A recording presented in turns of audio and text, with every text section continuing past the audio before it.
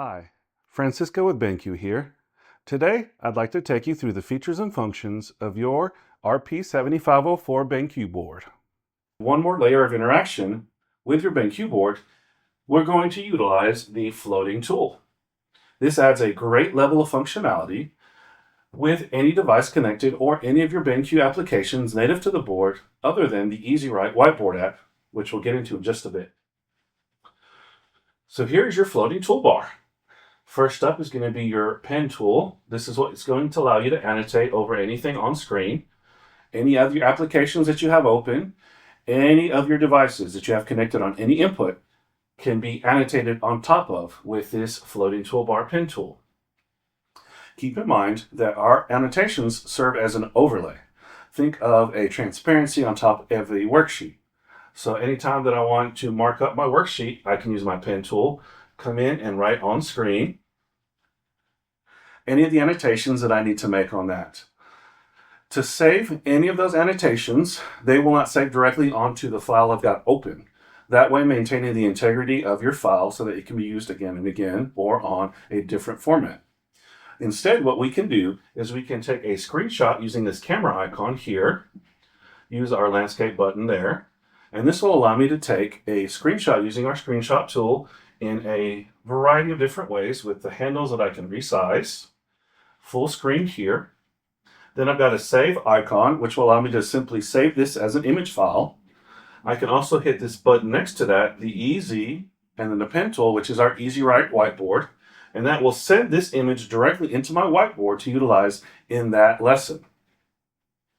And there we go. So now this image screenshot with my annotations is now loaded in my EasyWrite whiteboard app so that I can create a lesson built around that screenshot. Going back to our floating tool, within that pen tool, you can also tap again to have your pen size.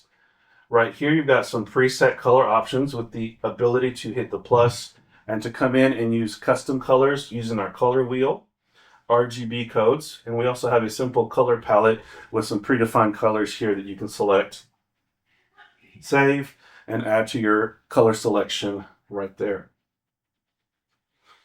Now the next tool here is your highlighter tool, which is going to have similar functionality to that pen tool as far as the size, the color, and the ability to write on screen over any of your apps or inputs. Next up, we have this tool here that looks similar to a magic wand. This is actually an on-screen laser. This is great for on-screen visual tracking to really bring into attention the topic or area of your screen that's being discussed, which in this case is our floating tool right here. Coming around the circle, we also have an eraser tool. Now, the eraser tool is going to be a standard palm eraser, so I can use my palm. You can also use your placeholder felt eraser here. Very easy that way. If you tap again on that eraser icon, you're also going to notice there's a couple of other options. The one in the middle is actually one of my favorite. It's our strike through eraser because I can chop right through an object and it erases only what I'm striking through instead of everything in the area. So I can go just like that to erase. Tap again on the eraser and we have the erase all button, which is going to clear everything on the screen that we've used from our annotation tool. Next up, what I want to talk about is the fabulous and fantastic recording tool. Now, it's not just your regular recording tool. This is actually a screen recording tool which will record anything happening on your BenQ screen, including apps from the board, as well as anything that you've got connected device-wise. So if I've got my laptop plugged in, I'm doing annotations, this will take a screen recording of that, as well as the audio using those built-in microphones. So let's take a look at this. Let's bring our annotation tools, right? We've got that pulled up. We've got a pen with our color selected there. We're going to go ahead and tap that record tool. So here you'll notice I've got this timer going. This is showing me how long my recording is. I've got a pause button to temporarily pause the recording and then the stop once I've completed it. So here, as I'm going through my lesson, this is going to record all the activity on my screen so that I can save it. Once I hit that stop button, you'll notice I get a pop-up here to name the file. Hit OK. Then it will ask me what save location I would like to utilize. Now on my screen, you'll notice that I've got a Google Drive and OneDrive icon. These cloud drives can actually be linked via your AMS account, again at ams.benq.com, and utilized to save directly from your BenQ board screenshots, screen recordings, and those Easy Write lessons so that they can be quickly and easily accessed anywhere that you have internet access to get to your cloud drives.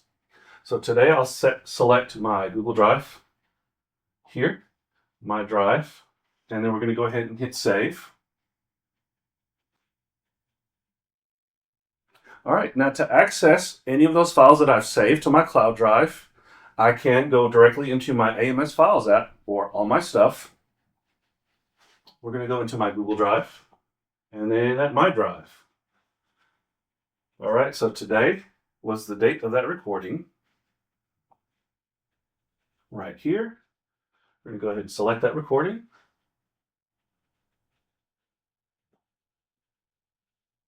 So here you'll notice I've got this timer going. This is showing you how long my recording is. I've got a pause button to temporarily pause the recording and then a stop once I've completed it. So here, as I'm going through my lesson, this is going to record all the activity on my screen so that I can save it.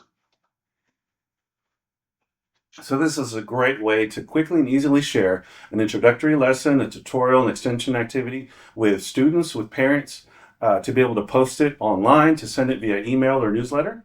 All right, next up on our floating tool is our toolbox right here. So these tools, again, are accessible via the floating tool on any of your screens, any of your apps, any of your inputs. First up, we have the calculator. Nice basic function calculator, great for calculating things. Next up, we have our countdown timer. So you'll see here, we've got hours, minutes, and seconds. The countdown timer does have an audible end sound, so let's go ahead and set that up for you. So you'll notice here that I scroll through the time, I hit start.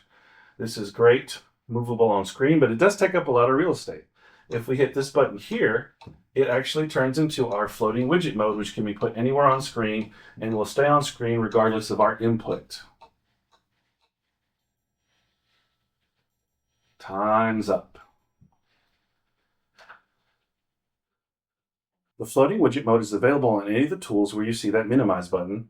So the same functionality applies here to our stopwatch. Once we start that, we can minimize and then leave it anywhere on screen. Next up, we have our scoreboard. So with our scoreboard, you can do an activity with up to 8 teams. These teams can be renamed by tapping on that text field, inserting any name that you wish via the on-screen keyboard or a connected wireless keyboard. Then with our score, we just hit the flip card up for adding points and down to remove points. And again, we have the minimize button that we can tap and then leave that on screen. All right, the next tool I'd like to talk about is our random number generator. So this is great when looking for volunteers or selecting individual students or numbers from within a range. You can set your range here, up and down. Select the number that you want from within that range, and then we can hit start.